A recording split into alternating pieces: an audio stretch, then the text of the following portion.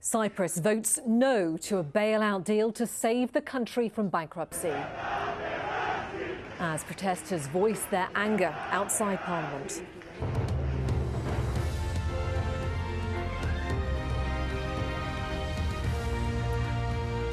Well, that vote came as billions of dollars are being pulled out of Cyprus's banks. The island's future in the Eurozone is now in doubt.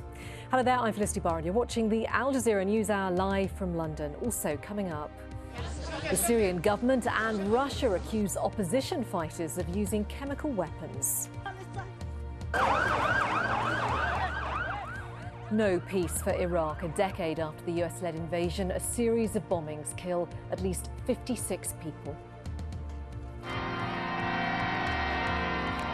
And Pope Francis's message to the world's 1.2 billion Catholics at his inaugural Mass.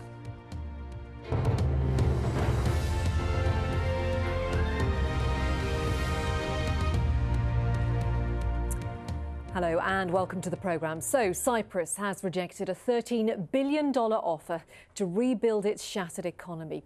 The vote was always expected to be close. In the end, though, not one MP backed the plan. That's despite being told their country's place in the Eurozone was under threat. Demonstrators have been outside the Parliament building for hours, protesting against the plan that would have seen some savers hit by a one-off tax of up to 10%. And Al Jazeera's Jonah Hull is live in the capital, Nicosia, for us right now. So, Jonah, we're in uncharted territory right now, aren't we? Little Cyprus has decided to take on the might of the European Central Bank and the Eurozone. That's right, Felicity. Dramatic developments indeed here, historic really as well. It's the first time, remember, in the history of the Eurozone, in the history of the Eurozone debt crisis, that any country has stood up against the policy might of Brussels and Berlin and said no. Well, that's precisely what Cyprus has done, the third smallest economy in the Eurozone, as hundreds of people protested loudly outside Parliament, as riot police looked on. Parliamentarians sat inside that chamber in 2 hours of heated debate. They were unhappy too. They were looking at the Plan B proposal, if you like, the amendment put forward on Tuesday to this bailout plan that would have seen the least well-off savers exempt from this bank deposit levy. Well, they were having none of that. This was Cyprus saying no. The president's party abstained. 39 parliamentarians said no. No one voted in favour, and Cyprus will now have to face deeply uncertain consequences. There is one possible solution I'll mention to you, which is being discussed by some of the parliamentarians during the debate and afterwards, and that is to restructure the debt and re-securitize the debt against as yet untapped natural resources, deep deposits of natural gas that Cyprus will start exporting in a few years' time. This is what the leader of the opposition had to say about that as he came out of the chamber. We believe that we should use that deposits in order to find a way to overcome the economic difficulties. According to the experts, we have a very big wealth in our exclusive economic zone. So our European friends should take into consideration seriously that. Instead, they ignored it, and that was not correct.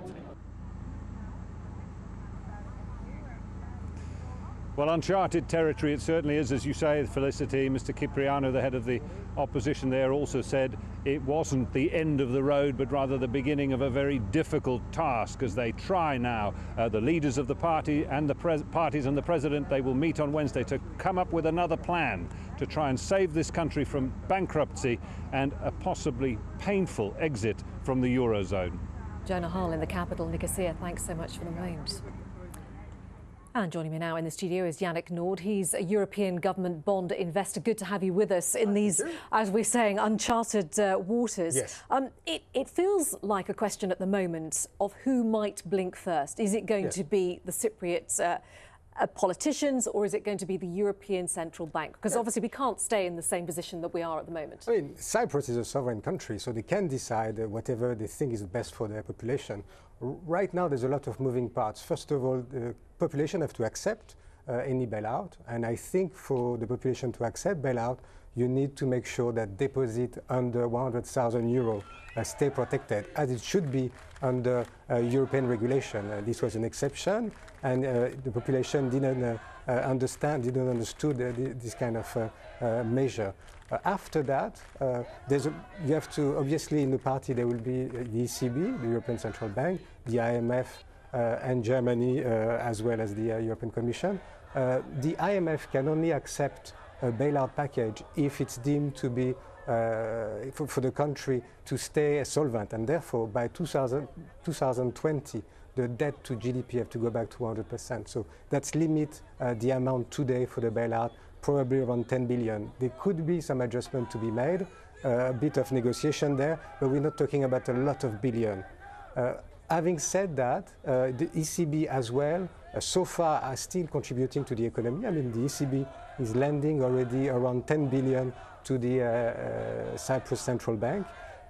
They have in the past threatened to withdraw this assistance. The assistance is supposed to be renegotiated or rediscussed on Thursday. So everything has to go very, very quickly now. It's very fast moving. I mean, the fact that the Cypriot Parliament rejected the bailout in its current form is no surprise. You're talking about some sort of negotiations. But can you see that the Cypriot politicians agreeing to having any sort of a tax on any savers? You're talking about possibly savers who have more than 100,000 euros in the bank, maybe having that one-off tax of 10%. Do you think Cypriot politicians are going to accept that? Well, I mean, the tax on a wealthy depositor is likely to affect more the foreign depositor. So it's the Russian, but not only the Russian. I mean, there is a 25 billion of foreign deposit, mostly Russian, but there is 1.9 billion of UK depositor as well. There's some Greek depositor. Obviously, I think one of the reasons for them to at first accept a tax on every kind of depositor was to make sure that the percentage was lower for Russian depositor. Obviously, they have to involve. Europe made probably the first mistake during the weekend not to involve Russia. Russia have to be involved as well. Furious. Russia is, I mean, is it a far-fetched idea that we could stick to a state where Cyprus does leave the Eurozone saying, I'm sorry, we're not going to do that. We're not going to tax our very wealthy Russian investors who've been backing us all this time. And in fact, it ends up being Cyprus coming out of the Eurozone and being rescued by more Russian money, that Russia sees this as an opportunity to go in even harder with an influence. I don't know about Russia. Russia promised a lot of things when Iceland were in trouble, and then they find, at the end never deliver.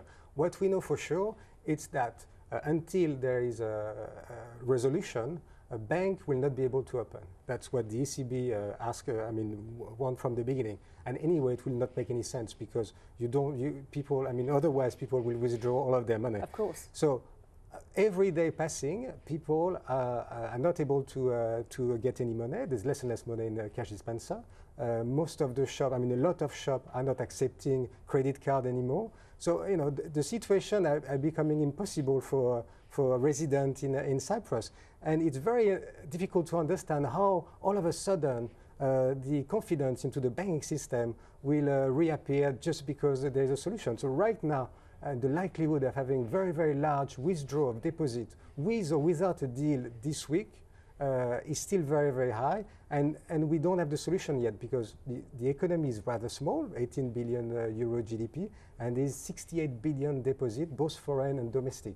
And right now, you have to create a way to create confidence into Cyprus. And as of today, as of right now, it seems completely gone. Yeah, seems utterly impossible. A very dangerous situation for Cyprus. Yannick Naud, really good to get your analysis of the situation. Thank you so much. Thank you. All right, going to take you to Syria now, where the government says opposition fighters have used chemical weapons in Aleppo.